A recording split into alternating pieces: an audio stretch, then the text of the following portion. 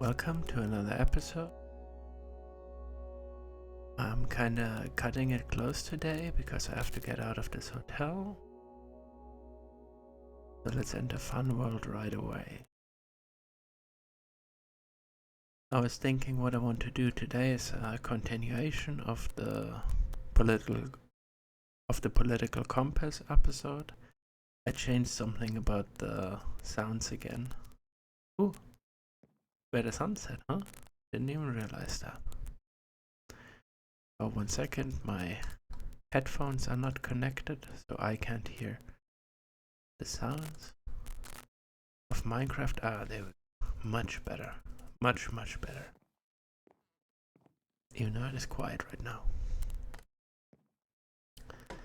But yeah, so I was thinking we'll continue our series on the political compass. And I took some notes again. Oh, I just love my hall. Just sit here for a bit. And the next question on the political compass quiz is no one chooses their country of birth, so it is foolish to be proud of it. And the first thing that I was thinking when hearing that is like, what exactly do we mean with pride? Because obviously pride can mean a lot of different things. You can be, I mean, in its essence, it means being, I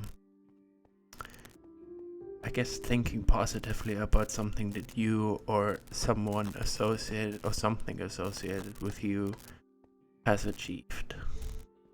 And that can obviously come in different levels. So, for example, if I say, like, my friend graduated college, and I'm like, I'm so proud of you for achieving that. That's, I don't know, that's a sensible thing. And I think, like, in a sense, if you move that over to countries, I'm so proud of my country doing this and that. That might make some sense.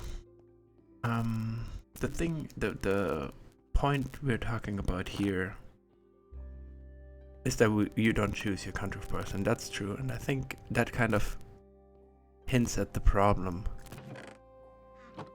The problem we have when we're talking about this kind of pride is that some people have an immense amount of blind pride in the country just because they were born there, and they do not, they ignore everything that is bad about the country, or when they do wrong things. It's actually kind of interesting because we went to the Grand Old Opry yesterday, which is like this institution, this kind of well, it's kind of hard to explain. It's it's basically a stage for like country music, and they also make a radio program, and like a lot of country stars or bluegrass and this kind of like old style American music artists appear there, and they played this famous song. I actually don't know what the title of the song is, but it's this country song about, if you're running down my country, you're on the fighting side of me. But like,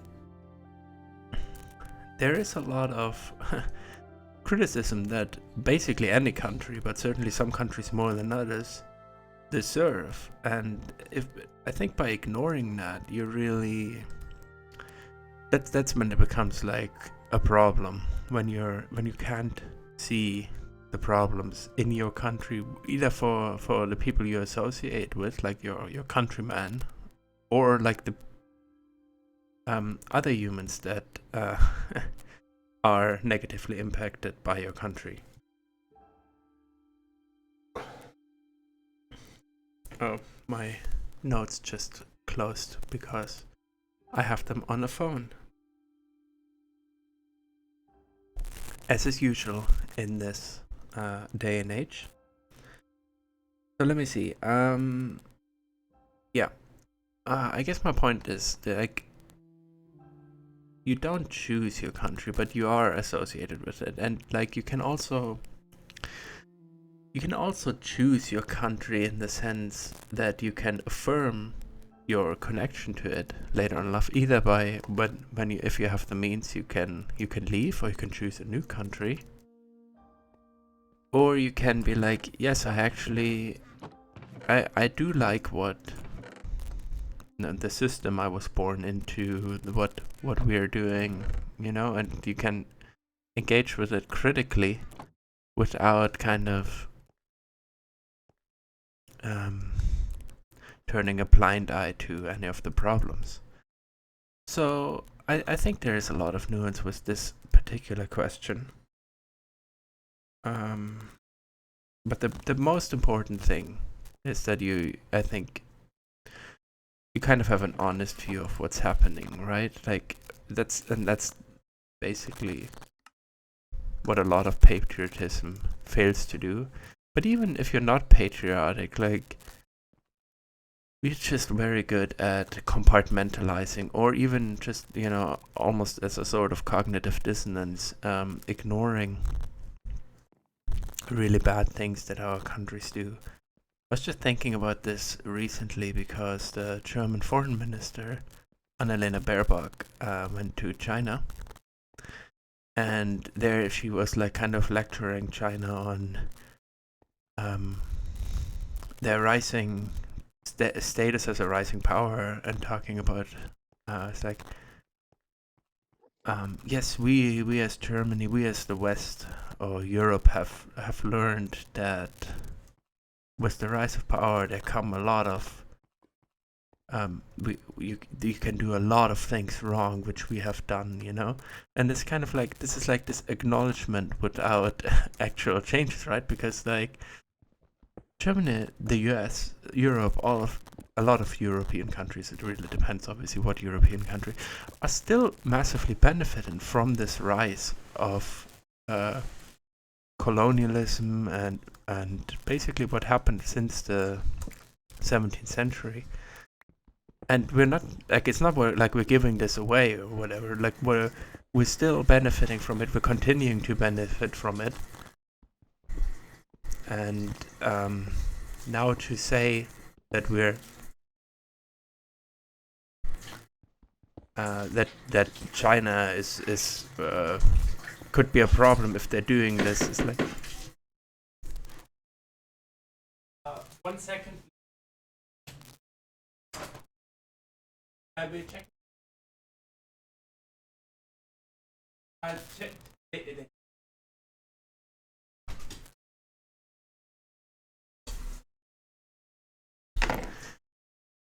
Okay, so we got the housekeeping thing again. I'm pretty sure this is a checkout at 12. Maybe I should have checked this, double checked this. Maybe it's 11.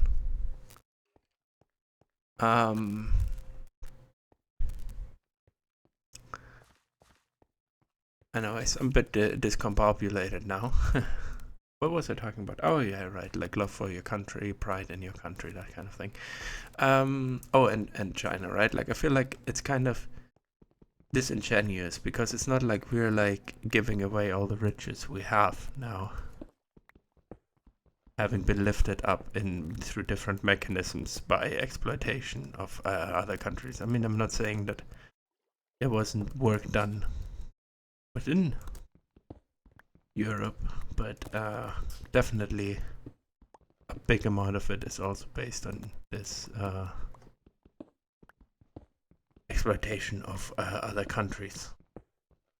And I think for me, like the biggest allegiance, which is I think the most important thing to me, is an allegiance to humanity as a whole. And so I think that's kind of what comes to my mind when I hear like this kind of patriotism, that I do not think it's a good idea to value your own country or the people of your own country vastly over other people who are also just as human and just like like the people of your country. I think that's usually what comes to my mind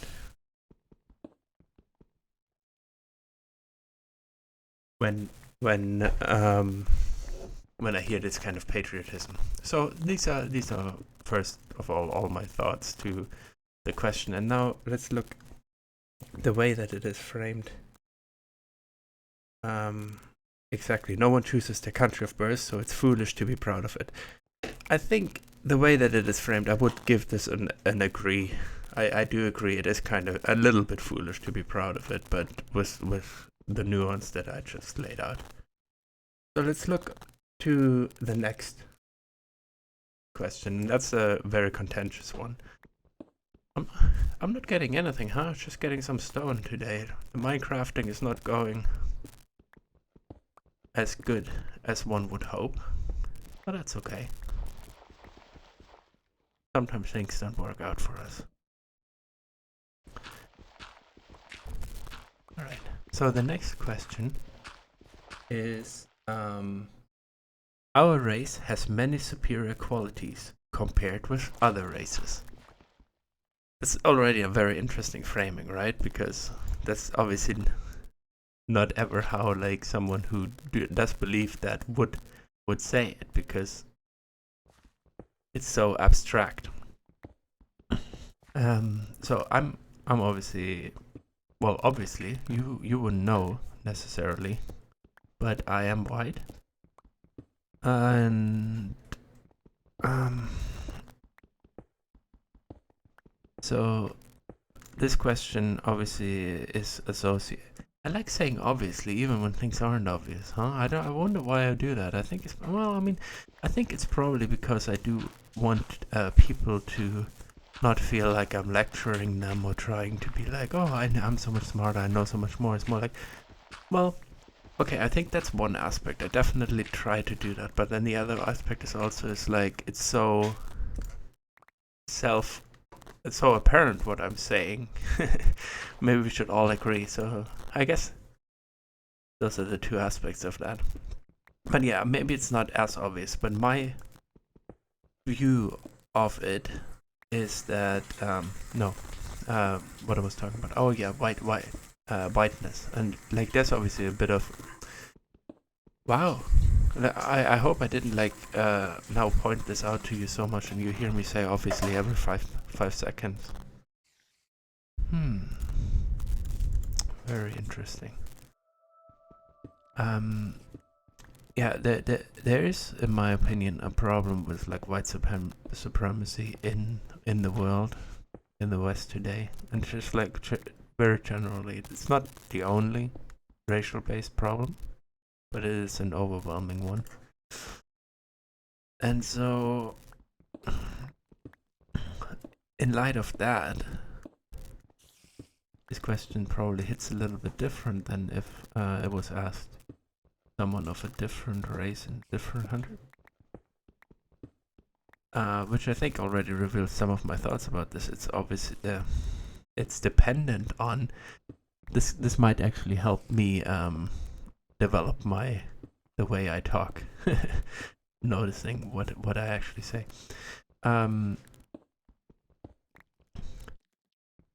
Yeah, depending on the country you're in, there's like different aspects to consider.